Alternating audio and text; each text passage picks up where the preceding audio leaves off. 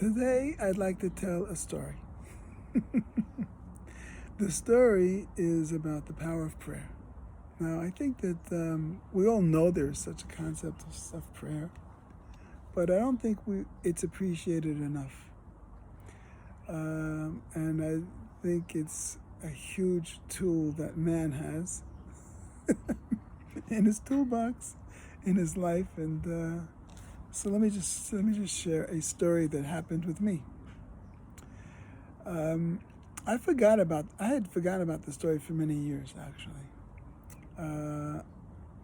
until towards the end of my prison service. So, as you know from my previous episodes, I worked in the prison service for over 13 years, and that was a very interesting experience.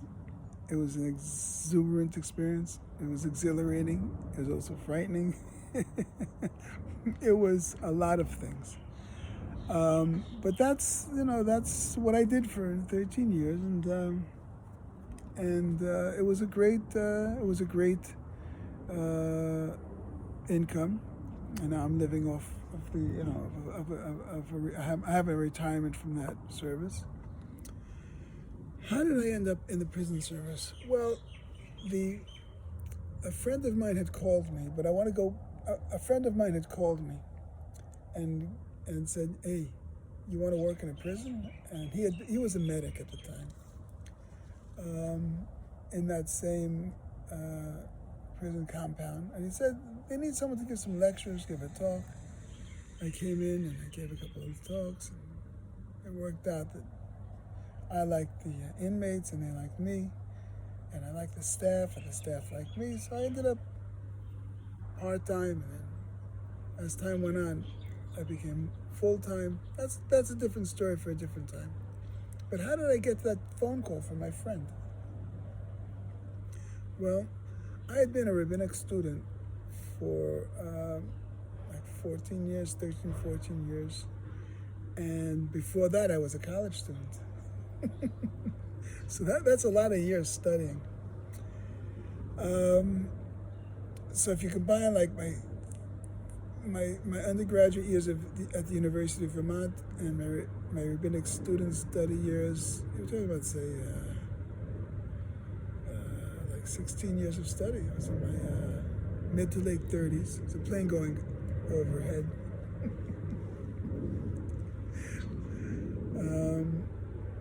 And so at one point, it became apparent, I hope the plane doesn't disturb your ability to hear me.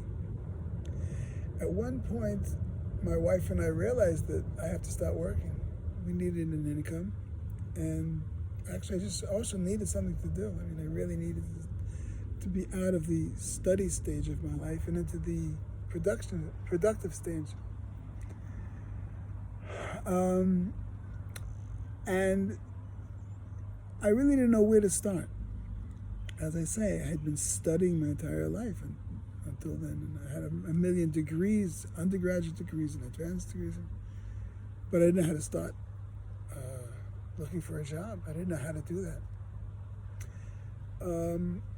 I remember one day, and this is really what happened. I remember one day I was sitting at a bus stop by myself. It was a kind of not a desolated bus stop, but it was alone.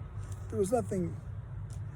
It was in the middle of the entrance to a city, and it was really whatever. It was just a very lonely bus stop. And I remember sitting there by myself, and emotions welled up within me, and kind of like it was like a culmination of too many years of just being concentrated in books and academics and just the need. We had a small family at the time. We needed to start moving ahead in livelihood. And I remember I didn't know where to start looking for a job, and I started to cry. Literally. It just welled up within me, and I prayed, and it was very spontaneous. It was just a prayer. And I looked up at God and I said, God, I need a job. I don't know where to look. I don't know what to do. I'm asking you, here I got a little bit specific. I said, the job that I'd like, I was being a little bit specific. I'd like one which would allow me to continue my writing books and studying. Not a hard job. One which would fit my lifestyle. One which I could do for a limited or specific amount of time. And then I could retire. And then I'd have a retirement for the rest of my life. And that was it. That was my prayer.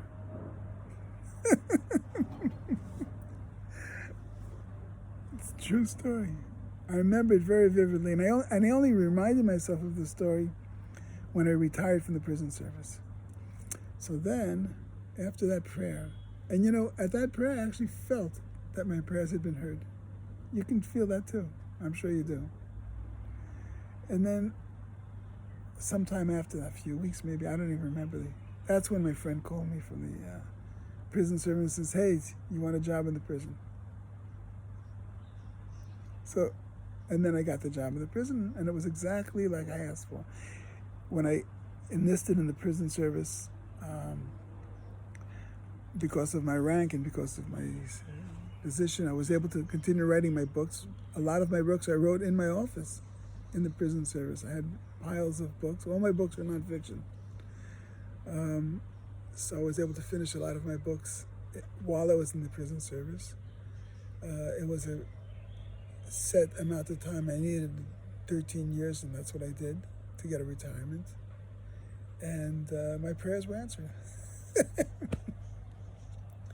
So, my friends, I've now shared with you a very personal story. And I'd like to encourage you in your life, whether things are going well or not, and they could always be better. There's always stuff that could be better. Don't remember, there's a God in the world, and He's here to listen to your prayers. So open your heart and pray. That's the fish for today. Until we see you guys next time, take care.